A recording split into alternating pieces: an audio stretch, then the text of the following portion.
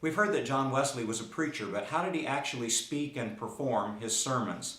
That's the question I'm going to try to address in this video based on a document he wrote called Directions Concerning Pronunciation and Gesture. I'm going to use an actor, but we're not trying anything like historical reenactment.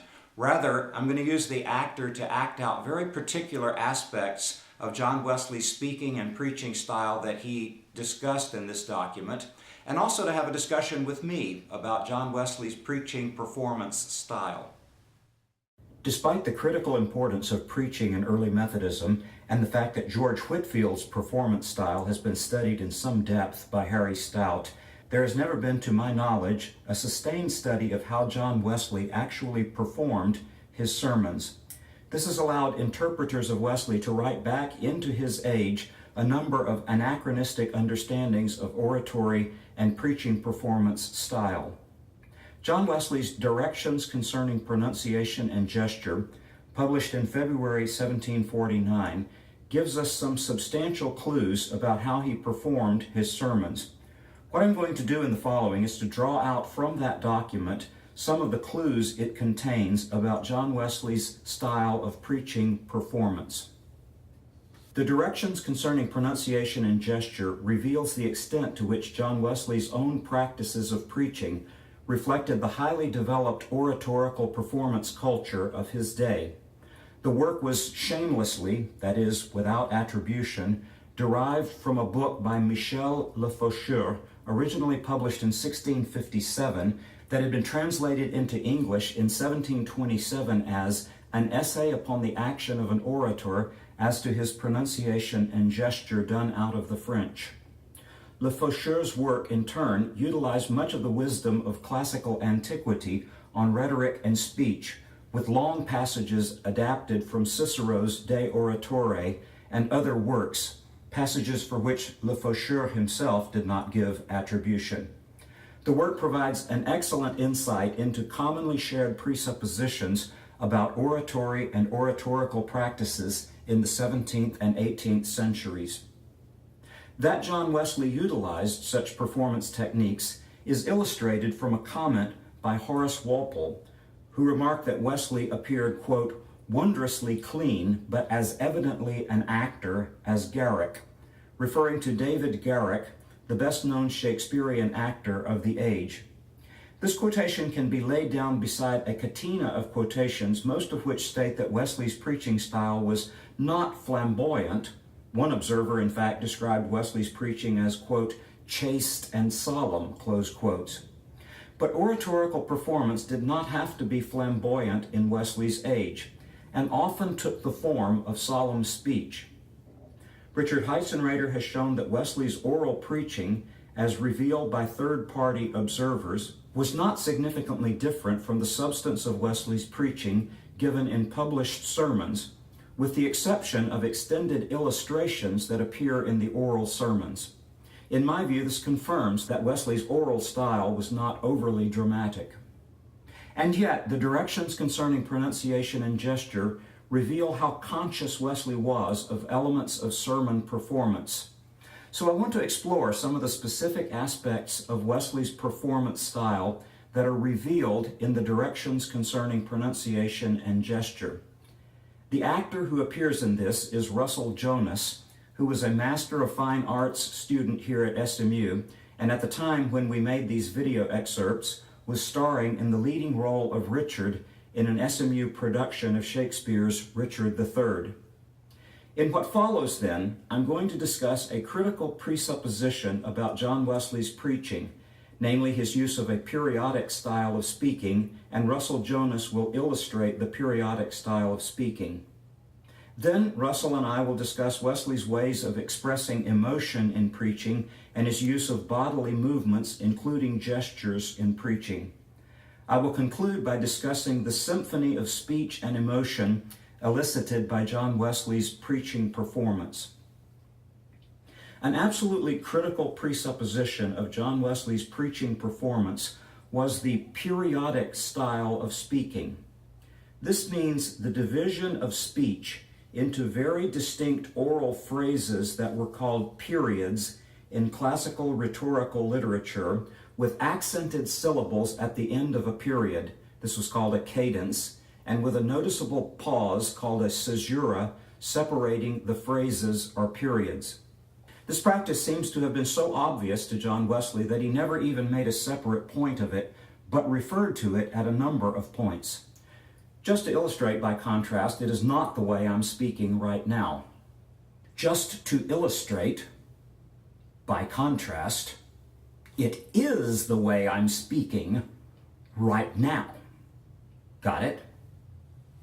Before the development of amplified sound systems, and that was not until the early 20th century, this periodic form of speaking seems to have been almost universal. To project the voice in a public place required more breath than a person would use in ordinary conversation. Even if you spoke with a mechanical device like a megaphone, it still required deep breathing, and that meant pauses between phrases or periods. It required a big intake of breath, followed by a single phrase that could be delivered within the space of that one breath. One of the ways we know about this periodic style of speaking is to listen to some of the earliest audio recordings from the very late 1800s and the early 1900s. In this period, prior to the development of electronic amplification, people who spoke into recording devices almost naturally went into the periodic style of speaking that they would have used in public speech. Here, for example, is a 1919 recording of Thomas Edison, and you will hear that Edison speaks with brief pauses between periods or phrases. Our boys made good in France. The word American has a new meaning in Europe. Our soldiers have made it mean courage, generosity, self-restraint, and modesty. We are proud of the North Americans who risked their lives for the liberty of the world. But we must not forget, and we must not permit demagogues to belittle the part played by our gallant allies. Here's another example, in this case the founder of the Salvation Army, General William Booth, speaking in 1910. I am glad you are enjoying yourselves. The Salvationist is the friend of happiness. Making heaven on earth is our business. Serve the Lord with gladness is one of our favorite mottos. So I am pleased that you are pleased. But amidst all your joys, don't forget the sons and daughters of misery. This periodic style of speaking came to characterize African American preaching, which often utilized more extended caesurae in which members of a congregation could respond. The periodic style, in this case, seems to have meshed seamlessly with the African cultural tradition of call and response. Here's a recording of Reverend C.L. Franklin, the father of soul music legend Aretha Franklin. This recording is from the 1950s, with Franklin speaking at the New Bethel Baptist Church in Detroit. So, to Israel, we see in this vision, Babylon was a desolate place. Babylon represented a valley to Israel, a valley of depravity, a valley of disfranchisement, a valley of hopelessness, a valley of dry bones, a valley of lifelessness. These audio recordings show how common the periodic style was and how common it has remained in some traditions of oratory. John Wesley's directions concerning pronunciation and gesture presuppose this method of periodic speaking at several points. For example, he wrote, "You should take care not to begin your periods either too high or too low. You may make a short pause after every period and begin the next generally a little lower than you concluded the last. Take care not to sink your voice too much at the conclusion of a period, but pronounce the very last words loud and distinct." Actor Russell Jonas illustrates the difference between a non-periodic and a periodic style of speaking as he performs some of the introductory sentences of John Wesley's sermon on salvation by faith. First, here's the non-periodic version, which also happens inadvertently to have an American accent. All the blessings which God hath bestowed upon man are of his mere grace, bounty, or favor, his free undeserved favor, favor altogether undeserved, man having no claim to the least of his mercies. It was free grace that formed man of the dust of the ground, and breathed into him a living soul, and stamped on that soul the image of God, and put all things under his feet. The same free grace continues to us today, life and breath and all things. For there is nothing we are or have or do which can deserve the least thing at God's hands. All our works thou, O God, hast wrought in us. Now, here's Russell Jonas's performance of those same sentences with a more periodic style and a British accent.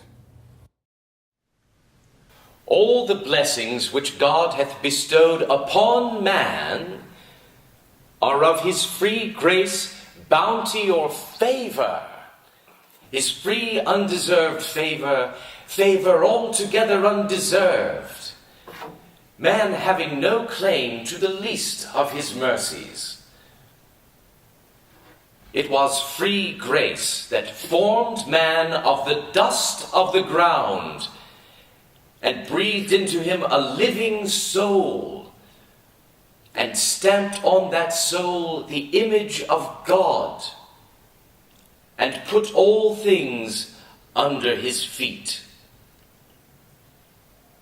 The same free grace continues to us at this day, life and breath and all things. For there is nothing we are or have or do which can deserve the least thing at God's hand.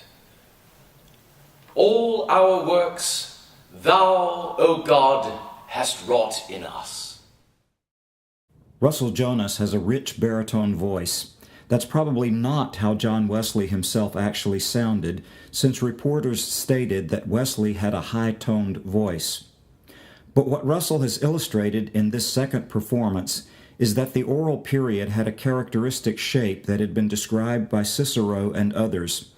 It began low and built up to a strong 1 or 2 beat cadence, that is, concluding emphasized syllables. The cadence was followed by the pause or caesura, when the speaker could take a long breath.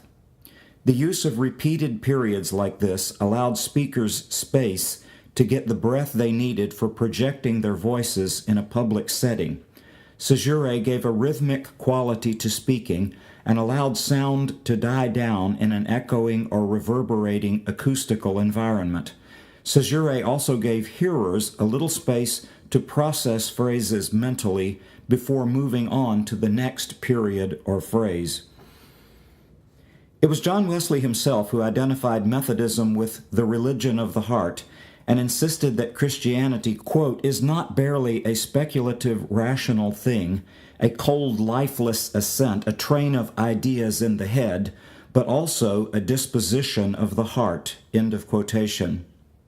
A great deal of Wesley's directions has to do with the expression of emotion in a sermon. The performance of a sermon was supposed to contribute to the emotional response desired. For example, John Wesley stated that the use of gesture should contribute to, quote, the passion which you desire either to express or excite, close quote, in the sermon. The directions concerning pronunciation and gesture contain some very specific instructions on the use of the voice in expressing emotion. Most of these instructions were taken directly from Le Faucheur, who in turn took them almost verbatim from Cicero's De Oratore. So by Wesley's time, they represented long-accepted performance techniques. The next video excerpt shows a conversation I had with Russell Jonas about the use of the voice in expressing emotion.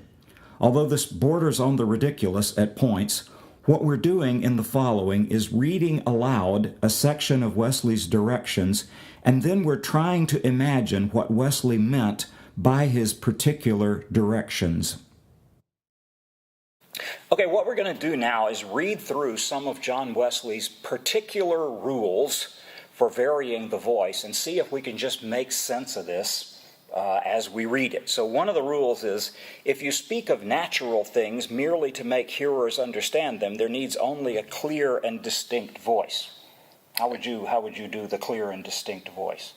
I would speak normally. If you speak of natural things, make sure the hearer understands them. There needs only a clear and distinct voice. The problem is his voice is a lot clearer and distincter than mine. Right. But if you would display the wisdom and the power of God therein, do it with a stronger and more solemn accent. You do it. But if you would display the wisdom and power of God therein, do it with a stronger and more solemn accent. I got it. Okay. The good and honorable actions of men should be described with a full and lofty accent. The good and honorable actions of men should be described with a full and lofty accent. I like it. Wicked and infamous actions with a strong and earnest voice and such a tone as expresses horror and detestation. Wicked and infamous actions with a strong and earnest voice, as such tone expresses horror and detestation. I think we're agreed on that one. Yeah, good, okay. All right, in congratulating the happy events of life, we speak with a lively and cheerful accent. In congratulating the happy events of life, we speak with a lively and cheerful accent. In relating misfortunes, as in funeral orations, with a slow and mournful one, but you try it. In relating misfortunes, as in funeral orations, speak with a slow and mournful tone. I got it. The voice should also be varied according to the greatness or importance of the subject, it being absurd either to speak in a lofty manner where the subject is of little concern, or to speak of great important affairs with a low, unconcerned, and familiar voice. You try that. What do you think? Let me try. The voice should also be varied according to the greatness or importance of the subject. It being absurd either to speak in a lofty manner where the subject is of little concern, or to speak of great and important affairs with a low and unconcerned voice. I'm not sure that I follow that one. Low and unconcerned voice. Yeah, with low and unconcerned Well, you're not voice. going to speak of the assassination of John F. Kennedy like that, you know. I mean, you're not going to say that. You're going to say the assassination of John F. Kennedy, you know, when you're reading the evening news or something like that. Sure, Right? sure. I mean, Making the good things sound good. The President of the United bad States things was sound assassinated bad. today. Blah, blah, blah. You know, I think that's the idea. So it's a gravitas. It's gravitas for the gravitas type stuff. Yeah, gravitas. I like that. Now, I don't know. Let's see. On all occasions, let the thing you are to speak be deeply imprinted on your own heart, and when you are sensibly touched yourself, you will easily touch others by adjusting your voice to every passion you feel. That's tough stuff, though, isn't it? I mean, for an actor, you know? That goes right to the one of the things that's very difficult for us to do in our culture, really, is to be vulnerable. Mm-hmm. So I have an acting teacher who says your vulnerability is your greatest strength on stage as an actor. Mm-hmm. So if you are experiencing something, a lot of the times the tendency is to shut that down. We don't want to show our emotions a lot of the time. But if you, the way I read this is, if you allow that to come through, then it reaches the audience. If it's the appropriate affect for that subject. Sure, it can also be affected, certainly. Now, here's a number of very specific things that John Wesley says. So he says, why don't I just let you read these particular things and see if you can sort of do the sounds associated with it. Sure. Love is shown by a soft, smooth, and melting voice. Hate by a sharp and sullen one. Joy by a full and flowering one. Not flowing, not flowering. Oh, flower. Joy by a full and flowing one. Grief by a dull, languishing tone. Sometimes intermitted by a sigh or groan. Good. Fear is expressed by a trembling and hesitating voice. Boldness by speaking loud and strong. Anger is shown by a sharp, impetuous tone, taking the breath often and speaking short. Compassion requires a soft, submissive voice. I'm really glad I've got an actor here to help with this. You know, there's something called the ALBA technique that comes. There's a scientist who worked with mental patients in England and studied the physiological patterns of the breath and the muscle activity associated with various emotions, and so there are actually identifiable breath patterns that you can manufacture these as well. Wesley and other orators placed particular emphasis on emotion at the conclusion of a sermon or oration. Observer Horace Walpole stated that at the end of his sermon, John Wesley, quote, exalted his voice and acted very ugly enthusiasm, close quotes. This is consistent with Wesley's directions, where Wesley wrote, "You should begin a discourse low, both as it expresses modesty and as it is best for your voice and strength, and yet so as to be heard by all that are present. You may afterwards rise as the matter shall require. The audience likewise, being calm and unmoved at first, are best suited by a cool and dispassionate address." And again, Wesley wrote, "A little pause may then precede the conclusion, in which you may gradually rise to the utmost strength of pronunciation and finish with a lively, cheerful voice expressing joy and satisfaction." So I worked with actor Russell Jonas on performing the conclusion of John Wesley's sermon on Christian perfection. Here's his performance. Having therefore these promises, dearly beloved, both in the law and in the prophets, and having the prophetic word confirmed unto us in the gospel by our blessed Lord and his apostles, let us cleanse ourselves from all filthiness of flesh and spirit, perfecting holiness in the fear of God. Let us fear lest so many promises being made us of entering into his rest, which he that hath entered into has ceased from his own works, any of us should come short of it. This one thing let us do, forgetting those things which are behind, and reaching forth unto those things which are before. Let us press toward the mark for the prize of the high calling in God and Christ Jesus, crying unto him day and night, till we also are delivered from the bondage of corruption into the glorious liberty of the sons of God. You'll notice that Russell's voice cracked when he pronounced the last word. This is something Wesley actually anticipated when he wrote that, "You must neither strain your voice by raising it always to the highest note it can reach, nor sink it always to the lowest note, which would be to murmur rather than to speak." So the speaker has to know by experience exactly how high he or she can raise the voice without it cracking, as happened in this case.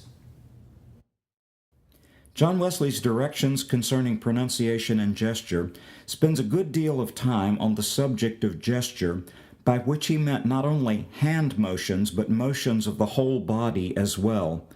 Wesley emphasized the need to avoid distracting gestures and to utilize only simple gestures that were consistent with the subject at hand.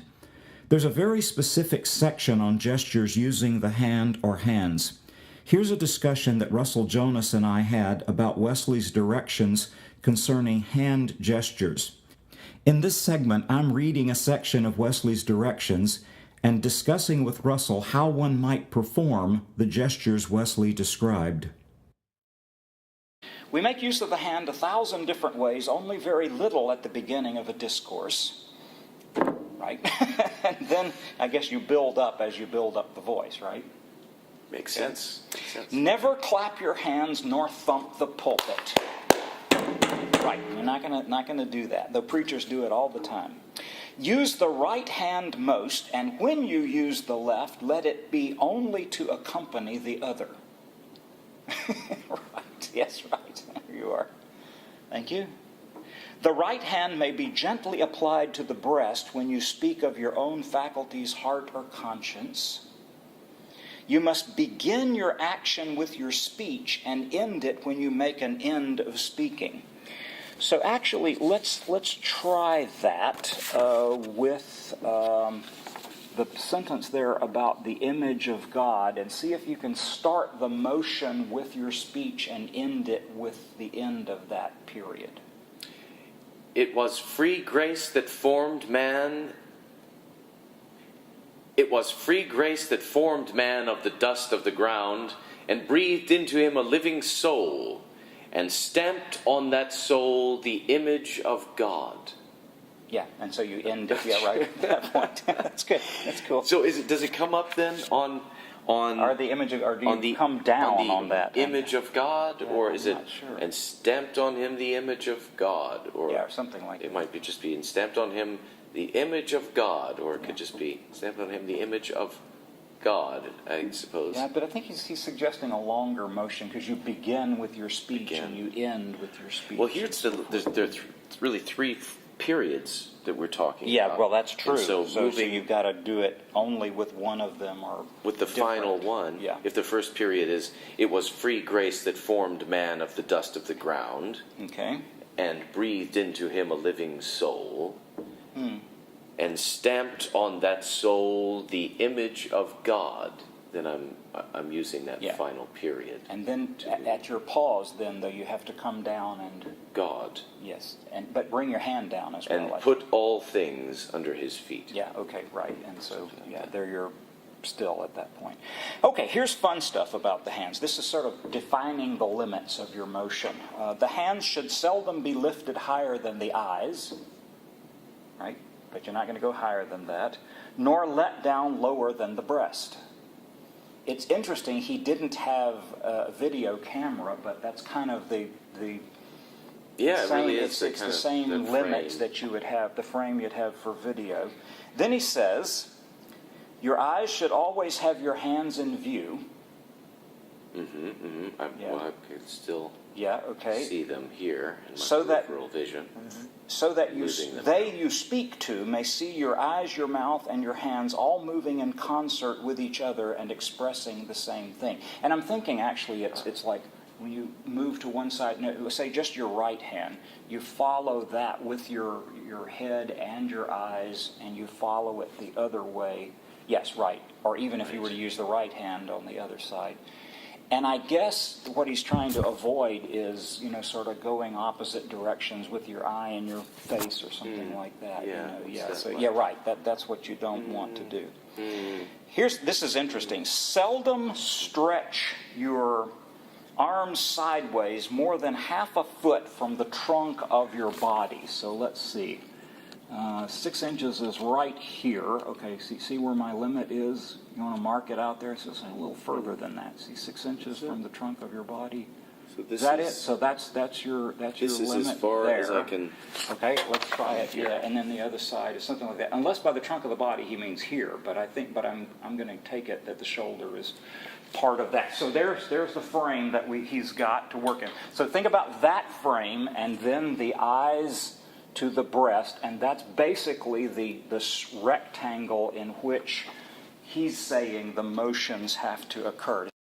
One of the implications of Wesley's directions concerning hand motions is that a lot of traditional images and statues of John Wesley preaching are apparently incorrect insofar as they represent him as looking straight ahead and not looking at his gesturing hands, sometimes with right and left hands going in opposite directions.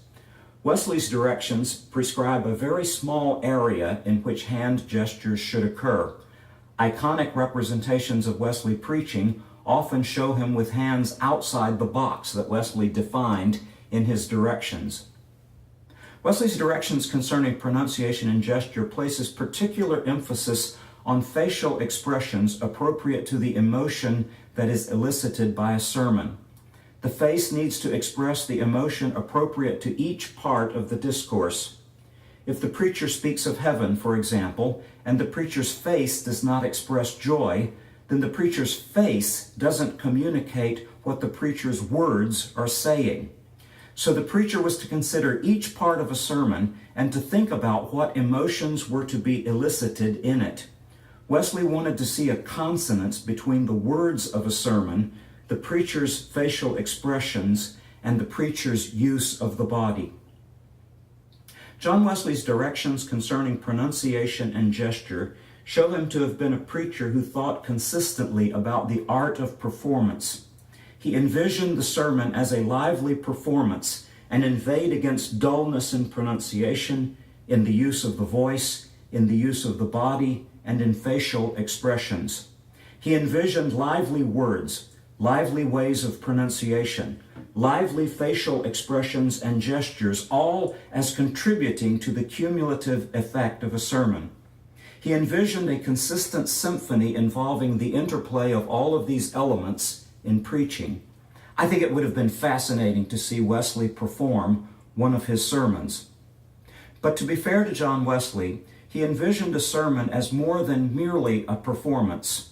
The Methodist General Rules stated that, quote, the ministry of the word, either read or expounded, end of quotation, was one of the ordinances of God upon which Methodists were required to attend, and a means of divine grace for those who heard and witnessed a sermon.